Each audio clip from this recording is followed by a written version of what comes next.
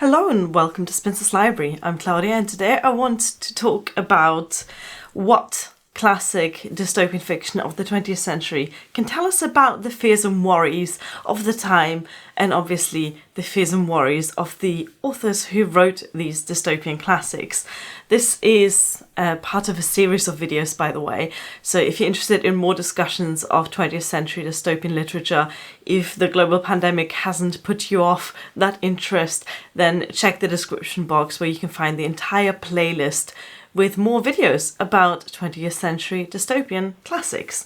So I'm still unsure about how to title this video. It might be called something like Classic Dystopian Fictions and the Fears of the Times, but I've basically just put together a few examples of what the dystopian worlds of fiction can tell us about things that we as people are worried or afraid of. Worried about or afraid of. In order to create a dystopian world, you kind of have to start with something that exists in the real world at the time that the book is written. So it always takes an idea that already exists, and then the author will take that idea to the extreme to show kind of a worst case scenario of a society. Sometimes those dystopian worlds are set far in the future from when the book is written and published. Sometimes they're set just a few years ahead. Sometimes they're even set in a sort of alternate reality that isn't specified as even being in the future. Almost always there is an overarching political ideology that drives the dystopian society.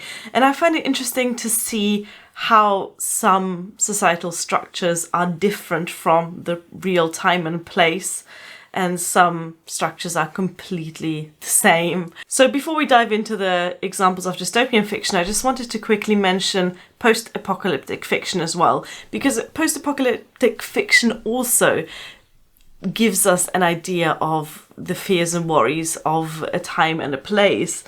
But I found that in post-apocalyptic fiction, the kind of horror nightmare scenario is much more basic, much more primal.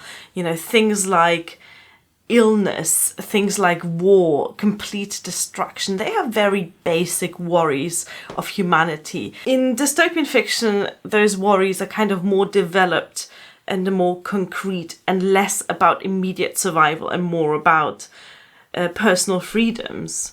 One common theme in 20th century dystopian fiction is drugs. And you can sort of see how that came about, because the 20th century is when, well, first of all, when a lot of drugs became much more common, but also when a lot of synthetic drugs were developed and distributed. And also when a lot more people had access to prescription medication, including prescription medication that affects your mental state and your mental health. So I can see how people may have been worried about the effects of those drugs, both legal and illegal. We see kind of drugs and behavior changing medication in a lot of different novels, like Brave New World, in The Giver, A Clockwork Orange, in The Parable of the Sower, and in each kind of example, those drugs have a different function. Sometimes these drugs are kind of prescribed by the government to subdue the population. Sometimes these drugs are part of what makes this dystopian future so dangerous. Sometimes they are a way for people to rebel against the society, which is, for example, the case in A Clockwork Orange. But I find it astounding how much drugs and behavior-changing medication features in dystopian fiction, as opposed to just general fiction of the 20th century. Another big theme in 20th century dystopia is war. And again, you can see how that came about. Most authors of these works lived through one, if not two, world wars, and that must have had a massive impact on how they saw the world. The influence of war is very obvious, for example, in 1984, where the government is in a constant state of war against one of the three world powers that exist in that world. And there are many hints that this war is almost fabricated, that this war is an artificial war, that the war is used as an excuse for the government to oppress the population. We find a similar kind of war that goes on in the background of The Handmaid's Tale by Margaret Atwood, where again this kind of state of emergency is used by the government to then exert its control over the population. Now, I've just been reading a very interesting novel from 1937 called Swastika Night by Catherine Burdekin, and that is set several hundred years in the future, in a future where Hitler won the Second World War, which, if I need to remind you, didn't even start until 2 years after this book was published. And again, the world finds itself in an eternal war, even though it seems to be more of a Cold War, so the war isn't being fought, but the world's powers are constantly in a kind of arms race, trying to prepare for war, trying to be prepared for war, and using that military power to keep the population under control, but also to keep the population loyal, to evoke a nationalist sentiment that will then keep the people happy with what the government is doing. Let's have a look at the political systems in dystopian fiction of the 20th century. Almost all of them, almost all of the ones out of the limited number of books that I have read are totalitarian and or nationalist and secretive in nature. They seem to be kind of the features of a proper dystopian government, that it is very contained. So people, for example, wouldn't generally be allowed to travel outside of their own country.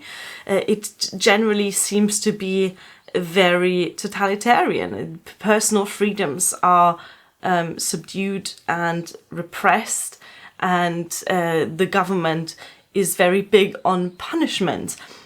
Some dystopian governments are a lot more open with that approach, whereas others seem to be quite good at covering it up and at convincing the population that actually they have a lot of freedoms. There are some dystopian governments that very obviously struggle to keep the population under control, and again I point out A Clockwork Orange by Anthony Burgess, because even though we don't really get a good idea of what the government is like in that dystopian world, we get the sense that it's failing really badly at keeping its population safe and happy.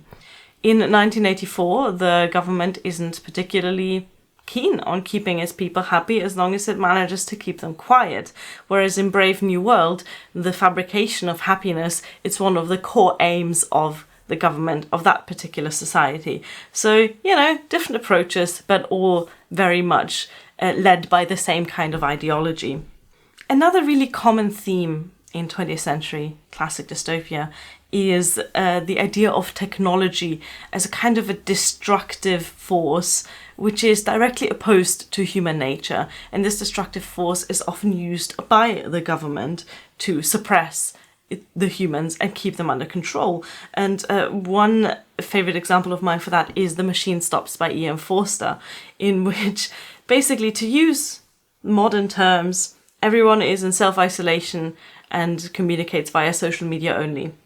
And that is an amazing piece of foresight by E.M. Forster, considering this was written, I believe, in 1907, so before any kind of social media, and before that idea of, for example, video calling, or of sharing videos, or of communication over, an internet type structure was completely futuristic. Another way that technology is kind of set in opposition to humanity is, of course, in Brave New World, where first we get to see the technologically advanced world in which humans themselves are shaped, made, conditioned like robots. through the advances of technology and specifically of biotech. And then later in the book, we get to see the kind of the natural humans, which are really kind of put in contrast to the advanced kind of robotic humanity.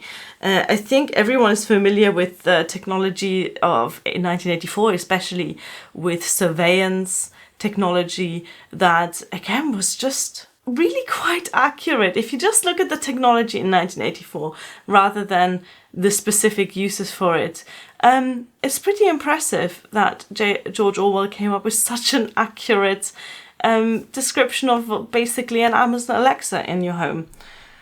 Some dystopian novels, though, don't have any changed technology. For example, Swastika Night, which I mentioned earlier, is set sometime, I think, in the 27th or 28th century, and yet the technology seems to be exactly the same as in 1930s Europe. Clockwork Orange doesn't seem to have any kind of new technology from what was already available in the 1950s, 1960s.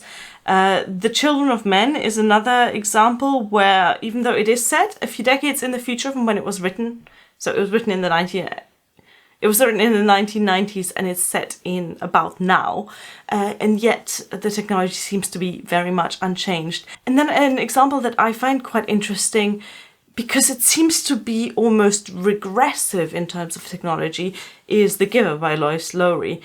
In that society, it almost seems like technology has moved backwards, because the community that is set in is very small. We're talking a few hundred people. There don't seem to be any cars. Everyone's cycling, and there doesn't seem to be any communication technology.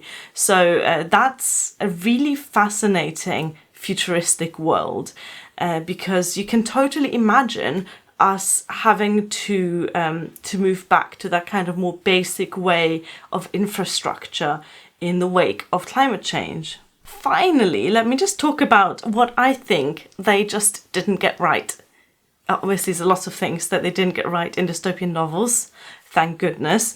But something that I always notice is that while dystopian novels are very fond of predicting complete control of the population through a government and complete lack of privacy through, systems like social media, they often miss the aspect of this commodification of life and data and information through private companies. Because, for example, in The Machine Stops by Ian Forster, like I said, there is a social media type structure. George Orwell in 1984 predicted a constant surveillance and a loss of privacy. In The Giver, we have this kind of micromanagement of life and complete scrutiny by others. But all of those examples are controlled by the state, by the government.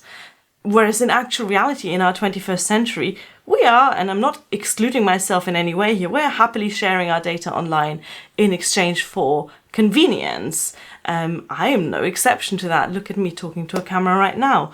But the people profiting from this sharing of information and of data are not governments, but are private companies. Google, Facebook, Twitter, Amazon, you know them.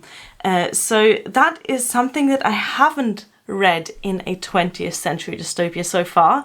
If you know of a dystopian novel of the 20th century that predicted this kind of commodification of information through private companies as opposed to governments, then write down in the comments below.